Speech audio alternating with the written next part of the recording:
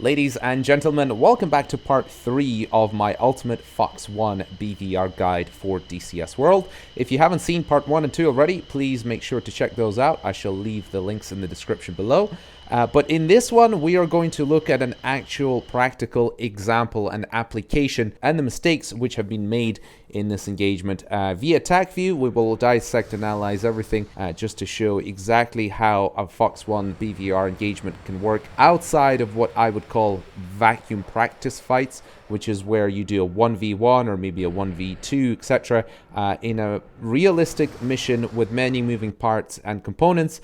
Things are never that simple, of course, and this is where we'll dive into some of the details and finally employ everything that we have gone over in the previous 2 parts. So stay tuned.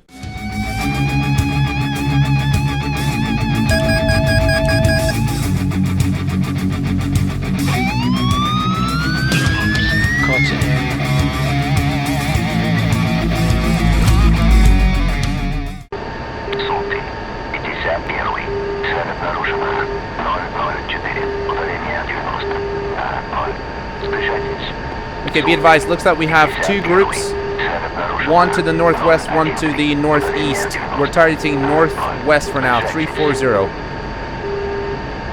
2 line abreast on the right, go.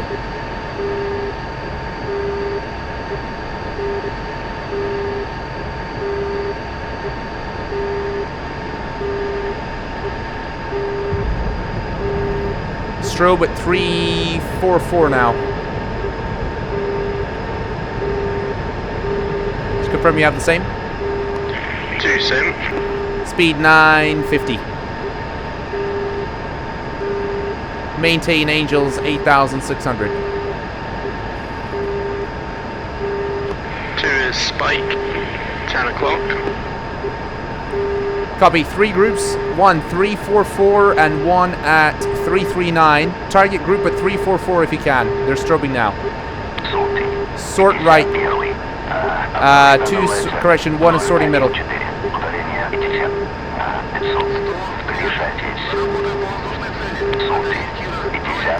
sorted. Copy, stand by. 1 and 2, gate.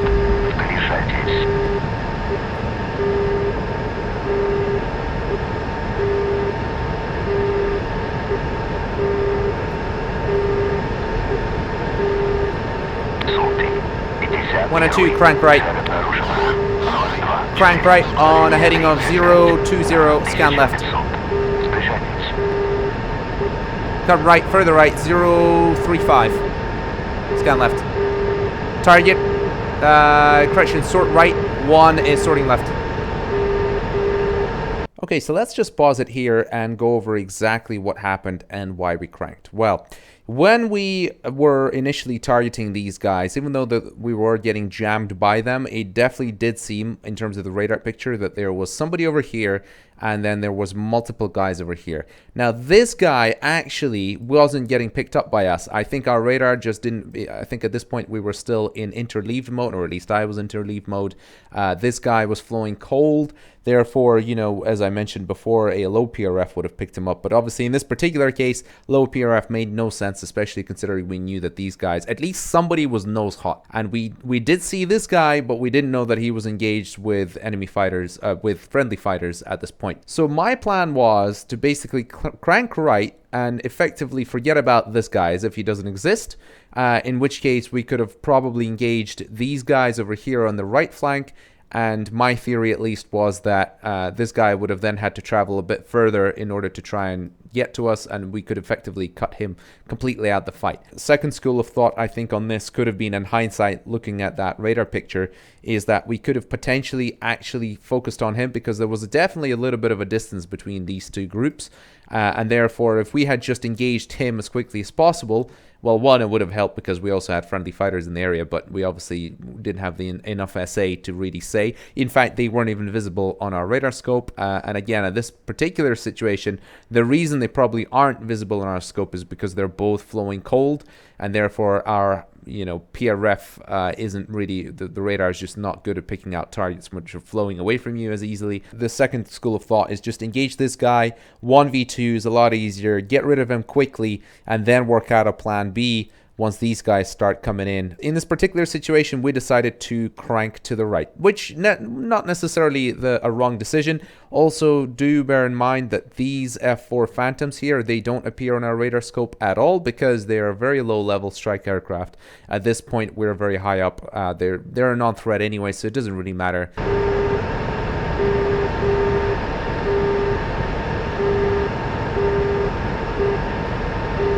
Okay, change of plan. Sort right. One is also starting right. We're going to get the same guy. There's a good separation between them. Distance 30 now. Sorted. Copy. One is targeted. Continue cranking 035 for now. One spike. At this point here, if you imagine our radar scope, it is something like this. And this guy basically fell off the radar scope. These two guys were the only two guys that I was picking up when we were scanning left. And remember, in the MiG-29, you have that bar which shows you if you're scanning the center, and then if you move it to the left, you can scan to the left. And if you move it to the right, then you scan to the right. Obviously, one thing to remember is that then the relative bearing to the target isn't actually known when you're scanning left, because on top of your HUD, you will have your usual heading display. And obviously it doesn't, if this is saying 340 here and you're scanning left, the target isn't actually a 340. It's probably way further out to the west. Now remember, at this point, what I had said was that we're going to target these two guys. Great plan. What I didn't know was that this guy is actually flowing away from us, because remember, they were both jamming us, and we don't have a single target track on this guy to show his vector, which is very useful in the MiG-29 and Su-27, Su-33 in the HUD. You will see a vector, which is when you're in single target track, a vector for your bandit, and you need to take that into account because it is very important, and it shows you whether or not that guy can actually guide a missile to you, whether he's flanking, flowing cold, etc. Totally dictates the game plan. As we progressed a little bit further up the timeline, in actual fact, this guy, the guy I was supposed to target, actually came off the radar scope. So I decided that he was going to be a non-factor, which is actually true because he was engaging this whole fight over here, and we had no idea about that anyway. But I decided there was going to be enough separation between him, and I was aware of the fact there was somebody else, but I thought that it was going to be too far away to be a threat. So I said, let's both target this guy. Now, in theory, that is brilliant. If you can separate and do a 2v1 whereby everybody else doesn't matter, you're in a winning situation, because at no point should, in a 2v1 fight, this guy ever have a chance against you. 1 and 2, commit hot now. Come left. Gazer. Copy, defend. Turn cold, defend. Fox 1. 1, Fox 1. Unfortunately, we made some critical mistakes. As we turned in, this F-15 had shot on us. We were both targeting him in single target track. It was basically all the way from this point here. We had both locked him up and targeted him in single target track. What that means is that we lose total situational awareness as to whatever else is on the radar scope. As soon as you go to single target track, you will not have any idea about anything else on your radar display. This is a mistake. There's two of us here. When we commit nose hot, and I call commit nose hot. At this point, okay, fair enough. I think you could definitely say one of the guys could definitely target this bandit, and in fact, it made perfect sense for number 2 to target him, irrespective. But what I should have probably done is broke lock very quickly to get a very quick situational update in terms of what is actually happening on the radar picture. Because if I had done that, now remember our radar scope is like this, I would have noticed that I have two targets over here, and it would have transpired fairly quickly that this guy is going to be a threat.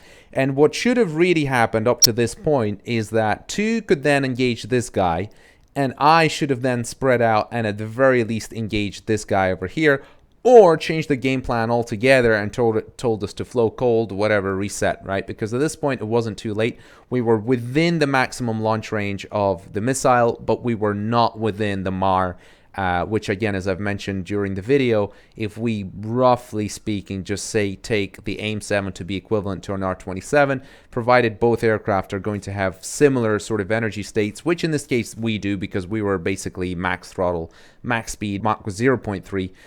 The F-15 here is 0.7. So it would have been a very, very good indication of where we had approached our no escape range for the missile, point of no return effectively, at which point we cannot turn cold. In this particular situation, I should have definitely gone at a single target track just to have a very quick scan and get our SA back whilst number 2 is engaged.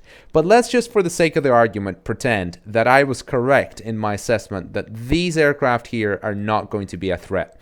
Let's just say there was enough separation here where I thought it's not an issue, in which case we still made a mistake, because if you're targeting 1v2, you should never ever be in a situation whereby you ever get shot down. One of the aircraft is always going to be a bait aircraft. Whoever gets the missile launched on first, and remember, your RWR will tell you when you have a missile launch on you. That guy needs to, in this particular case, it was number 2. He said that he was getting targeted. I knew that because he said gazer. Gazer is our code word for when you get an RWR indication of a missile getting launched on you. And in this particular case, number 2, as soon as, if we knew that we're treating this situation as a 1v2, number 2, who was getting launched on by the same 7, should have immediately turned and flowed cold. And this is exactly what I said to number 2. I said defend. He did not listen. He then proceeded to launch an R-27 back. Now, what does this do? Well, it's a complete waste, because if he turns cold, this guy can only target one aircraft. Remember, he cannot target both of us. This is certainly not in case of AIM-7s and Fox 1 missiles. Yeah, if he had AMRAAMs, it's a different story, but he doesn't. So what should have happened is number 2 turns cold. This guy probably starts chasing him down, and then lead comes in and absolutely just shoots this guy at the sky with no threats. The situation would have been completely reversed had it been a case of me getting that missile. If that was tracking towards me, as soon as I hear that launch tone, I say, boom, I'm out of here. Number 2 comes in and shoots him. That's it. It's very simple and very straightforward. 2, defend. 1, gazer, defending left.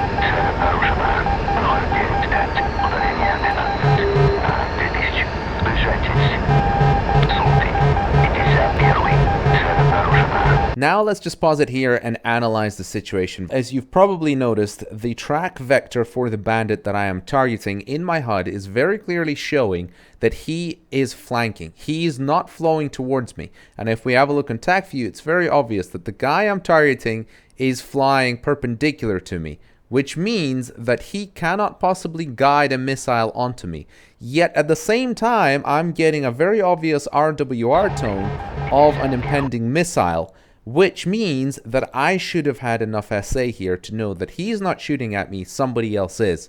I should have glanced down at my RWR and very quickly realized that I have a threat from 11 o'clock. I do not have enough SA at this point because I'm locking this guy up. I don't know who's shooting at me, but if I know that there's something coming from 11 o'clock, the only thing I can do at that point to be safe is defend. I know this guy is a non-threat. He doesn't matter anymore. Yes, I am guiding a missile towards him, and in this particular case, if I continue guiding my missile towards him, which is exactly what I was doing, which is why I was cranking, weaving, so I want my missile to actually hit, sure, but it means that I myself are in great danger here from another threat that I have no idea the distance or anything. The only reasonable thing to do here is to preserve yourself. Best possible thing would have been to go and notch that missile, potentially at 90 degrees, and then dive down, maximum throttle, just try and drag that missile down. Now, the other thing that I definitely did wrong is I actually cranked in the wrong direction, because if you remember from this point where I decided to shoot, we knew on my radar scope earlier on that there was something on the left-hand side. Even though I wasn't aware of it here at the moment because we were tracking this guy, I knew that we were targeting the group, or in this particular case, one aircraft that was on the right side of that big formation. Well, there was definitely somebody on the left, and cranking to the left after shooting is the stupidest thing you could possibly do, because you are effectively putting yourself in danger from whoever that was. My entire plan was to avoid this guy by cranking to the right in the first place, and then I decided to crank to the left. This was a really stupid idea. If I had just cranked to the right, it would have increased my chances of surviving this guy's missile tenfold, and at the same time being able to guide my own missile onto this guy as he decided to start then cranking. 1, Fox 1. Target's flowing. Target's flanking. Target's flowing cold. Well, and there we go, folks. This is how a number of poor decisions lead to a very obvious outcome. When in actual fact, the game plan from the beginning was pretty good, the execution was very poor with some comical mistakes here. However, you have to remember that these things are, of course, very dynamic. Things happen so quickly in a BVR engagement that trying to play the chess game blindfold, you really don't have all much time to think about it, but you need to know what cues you can take from different various sensors that you have in order to build a situational awareness picture. So with that said, folks, I hope you've enjoyed this rather long analysis. If I could suggest, just please go and practice BVR fighting yourself. The only way to really get good at it is not really by constantly watching videos or reading about it, but actually just trying it. Trying different things, trying different tactics, and make sure you have Tacview installed and replay every fight that you ever try, whether against an AI or another human. Once you manage to master it at least a little bit, it really does become very addictive and very fun. With that said, folks, if you have any questions, please comment down below. Hopefully you've enjoyed this video, and hopefully I shall catch you in the next one. Adios.